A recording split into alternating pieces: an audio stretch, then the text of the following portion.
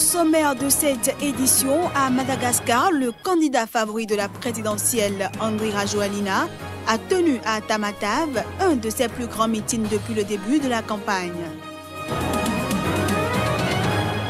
En Guinée-Bissau, des milliers de personnes, y compris les partis politiques, ont manifesté contre le système de recensement électoral.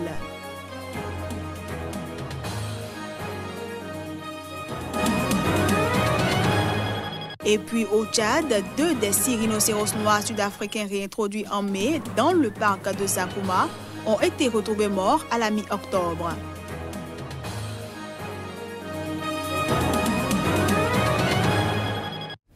Ravi de vous retrouver en ce premier jour de la semaine. Bienvenue à toutes et à tous.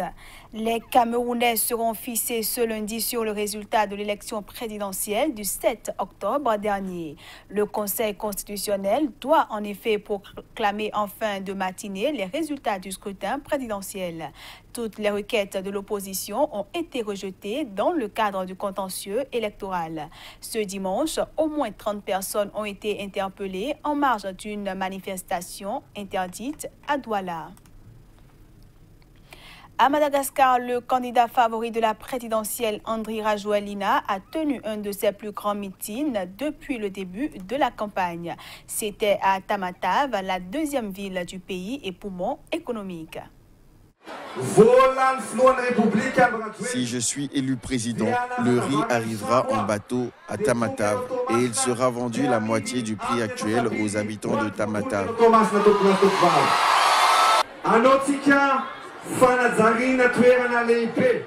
On va créer un grand espace de plus de 200 hectares pour des industries qui généreront 20 000 emplois pour donner du travail aux jeunes.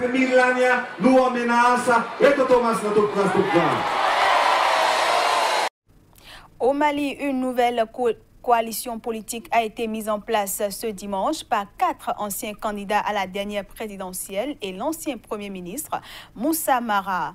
Appelée Convergence de forces patriotiques pour sauver le Mali, la nouvelle coalition a pour objectif de combattre la prorogation du mandat des députés qu'elle estime illégale et dénoncer la malgouvernance. Les législatives au Mali prévues en novembre-décembre ont été reportées à 2019 sur décision de la Cour constitutionnelle prolongeant de 6 mois le mandat des députés à la demande de l'Assemblée nationale. En Guinée-Bissau, des milliers de personnes, y compris les partis politiques, ont manifesté. Objectif, appeler à la transparence du recensement électoral qu'ils qualifient de frauduleux.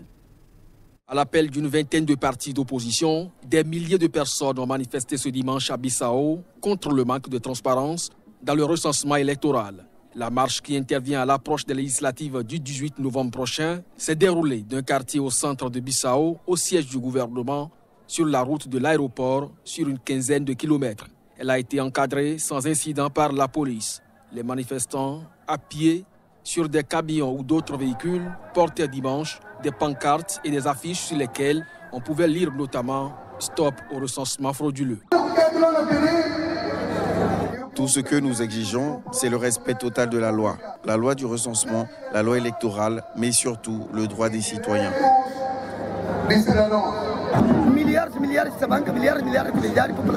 Des milliers de gens ne sont pas encore recensés. C'est trop insensé. C'est pourquoi nous sommes descendus dans la rue pour manifester. Le recensement ne se déroule pas correctement. Rien ne se déroule correctement.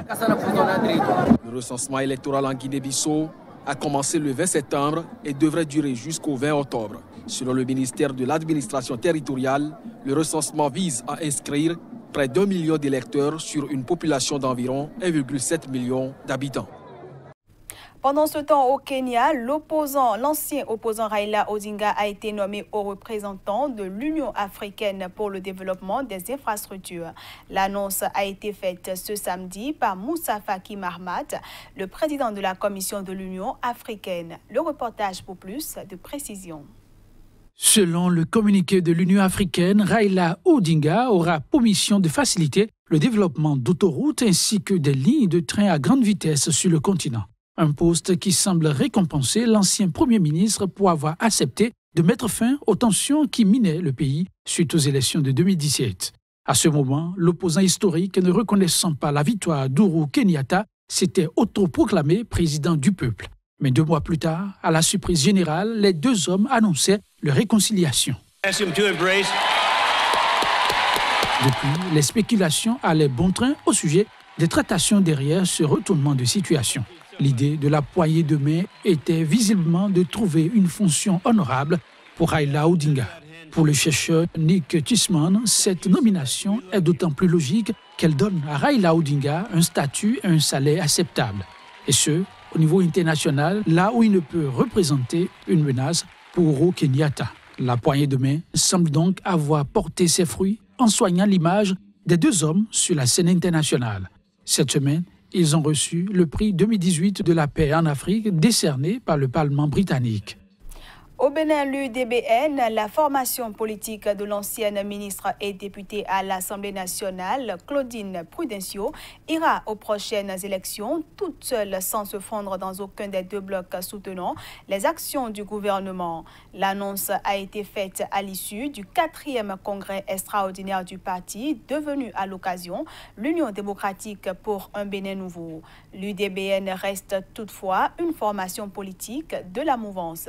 Plus de précision avec la vice-présidente du parti, Anastasie Maforikan Obachabi.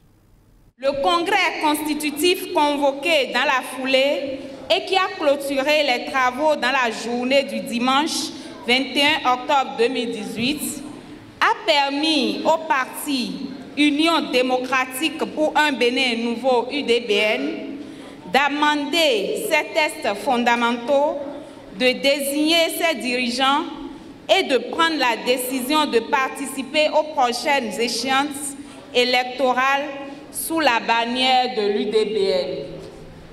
Par cette décision, les militantes et militants du parti UDBN se dotent d'un cadre politique qui leur permet de défendre efficacement leurs lignes idéologiques et leurs projets de société, de révéler des femmes dynamiques, des jeunes méritants et des hommes d'expérience capables d'accompagner le gouvernement du président Patrice Talon dans la mise en œuvre efficiente du PAG.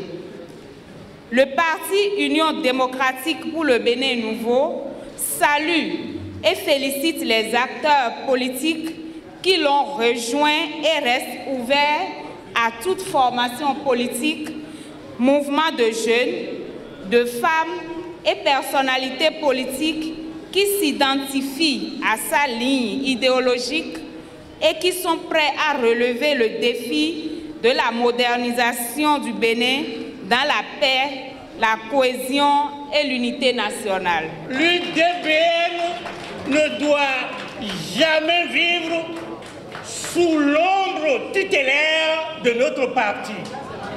C'est un parti indépendant. Princesse, l'UDBN est indépendant. Il doit grandir, grandir et grandir. Que la paix soit avec nous.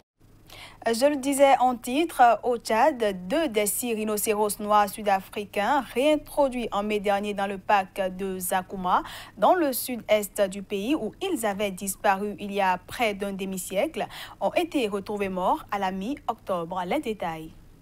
L'ONG de protection de la faune sauvage, qui gère plusieurs parcs naturels en Afrique, a indiqué dans un communiqué que 2 de ces 6 rhinocéros noirs sud-africains réintroduits en mai dans le parc de Zakouma, dans le sud-est du Tchad, où ils avaient disparu il y a près d'un demi-siècle, ont été retrouvés morts à la mi-octobre. Cependant, la cause exacte du décès n'est pas encore connue. African Parks précise également que les 4 autres sont toujours vivants et font l'objet d'une surveillance étroite. La réintroduction des rhinocéros devait constituer l'amorce d'un nouveau foyer de rhinocéros noirs, le dernier spécimen de cette espèce ayant été observé dans la zone en 1972. En 2011, le Tchad et l'Afrique du Sud ont signé un accord de coopération visant à protéger la biodiversité et à assurer la survie à long terme des espèces animales menacées à Zakouma. Après 7 ans d'efforts, Il a permis d'y réduire quasiment à néant le braconnage, autorisant ainsi la réintroduction des rhinocéros. Avant le Tchad, des rhinocéros noirs ont déjà été expatriés au Botswana, en Tanzanie, en Zambie, au Malawi ou au Rwanda. À Taïwan, la présidente Tsai Ing-wen a demandé une enquête rapide sur les causes du déraillement d'un train dans le nord-est du pays qui a fait 18 morts. Cet accident ferroviaire est le plus grave sur l'île depuis 27 ans. Tout le monde est préoccupé par les causes de l'accident et j'ai demandé au procureur de faire la lumière sur la situation et de rendre rapidement public leur rapport sur l'incident.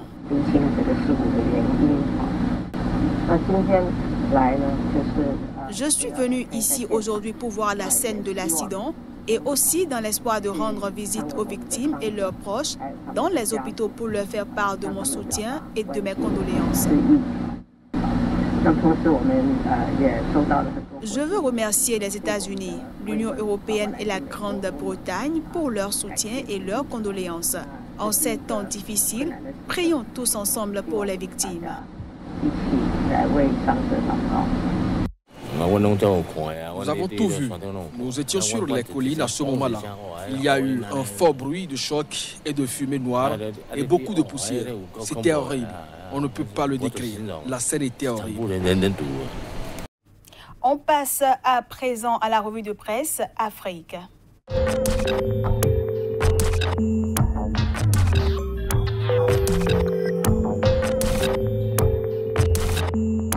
Ravi de vous retrouver en ce début de semaine sur Sika TV. Bienvenue à toutes et à tous. La revue de presse Afrique de ce 22 octobre fera le point de l'actualité en Côte d'Ivoire, au Togo, au Sénégal puis au Cameroun. L'actualité camerounaise porte principalement sur les résultats de la présidentielle attendue pour ce lundi. Ainsi, présidentielle 2018, jour de vérité, peut-on lire à la une du quotidien Info Matin ce lundi. Sur le même sujet, le journal La Météo confirme déjà la victoire de Paul Biya en première page. À la une du journal Le Jour, on annonce la terreur dans le pays. Douala militarisé, 14 personnes interpellées, un cadre du MRC menacé, écrit le quotidien à la une. Puis le journal Mutation, lui, fait le bilan et tire les leçons de la présidentielle. Le point de l'actualité au Sénégal nous révèle via Vox Populi que 11 candidats mettent la pression sur Macky Sall pour l'attribution de la concession d'exploitation du fer de la Falémé aux Turcs.